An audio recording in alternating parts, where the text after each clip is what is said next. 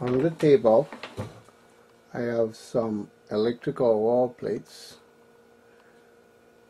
and an electrical wall plate with a big circle cut out in the middle of it and cut into halves. And with that electrical wall plate I frame a coil at the center, some plumber's epoxy around, and it's all inserted in the groove that I found in a piece of flooring lumber. There's a groove where one piece of wood gets inserted in the other.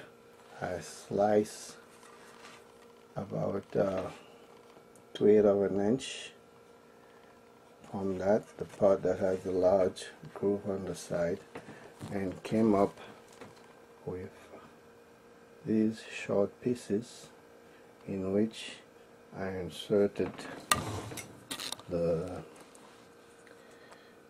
electrical wall plate with a big circle cut into it. And that's basically the parts that I have used to make this alternator. And the paper clips, not paper clips, I'm sorry, the plywood clips are used in roofing. Is one of them. Typically they have a gap of 5/8 or 7/16. I think this one has a gap of 7/16. And I took some magnets and attached the magnet to the plywood clip. I only had these two leftover magnets to illustrate, and you can see that maintains a gap between the magnets. I had to attach the magnets at the bottom, restrain them basically with a piece of copper wire, because the top part is still attracting and will likely collapse in the event of a bump or any sudden jolt. But initially they will stick together like that, and I added a little glue and I restrained them with the copper wire. As you can see, this gap widens as it goes up. However, I can narrow it by squeezing on it.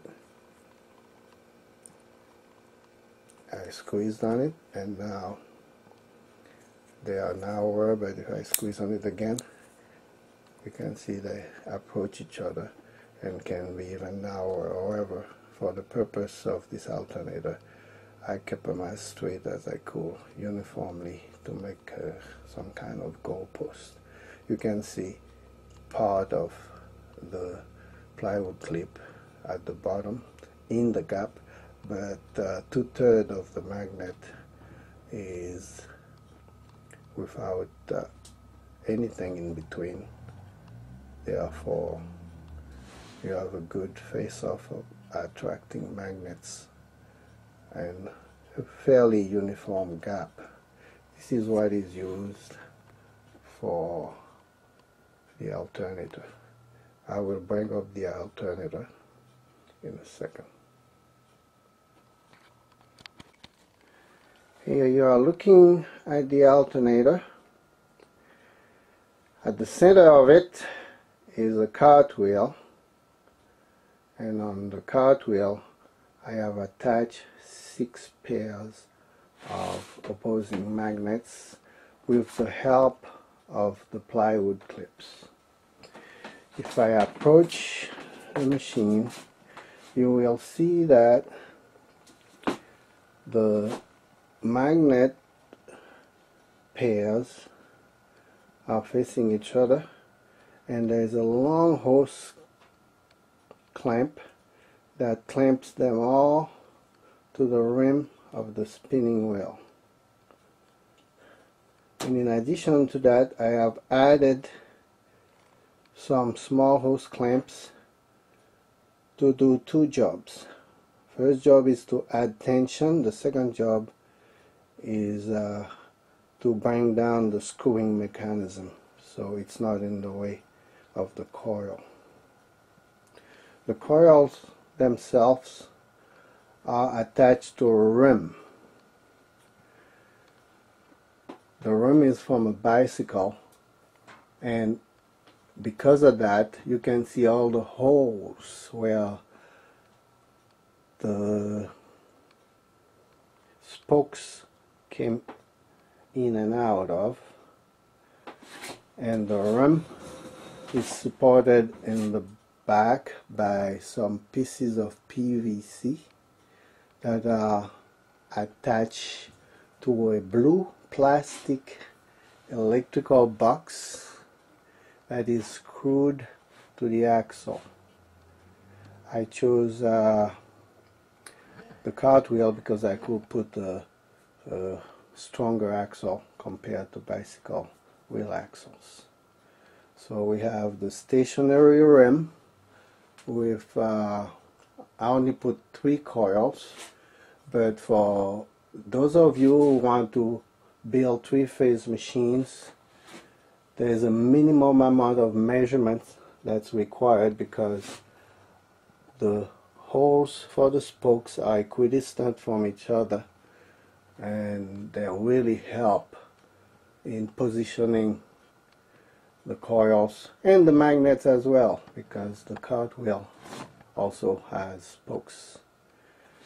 Altogether, you can add more than 3 coils and a lot more than 6 pairs of magnets.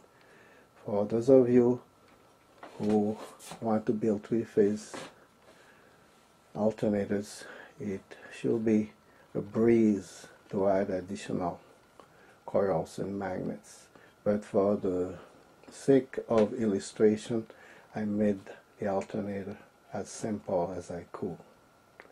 And now, with the help of a long stick, I'm going to try to spin it so we will see some light coming out of this little light bulb that's attached to the right side.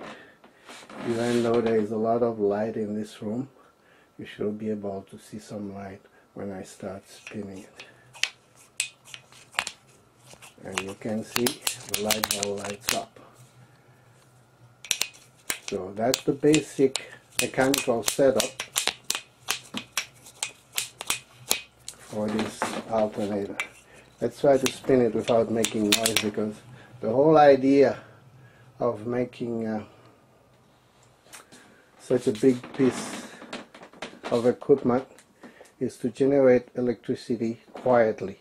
If you're using gear, you can do so with smaller motors or generators, but you will keep your neighbors awake.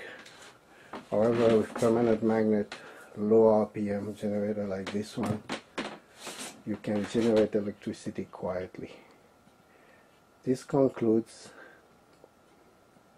the introduction of the Haitian alternator, and I'll give you one more manual spin,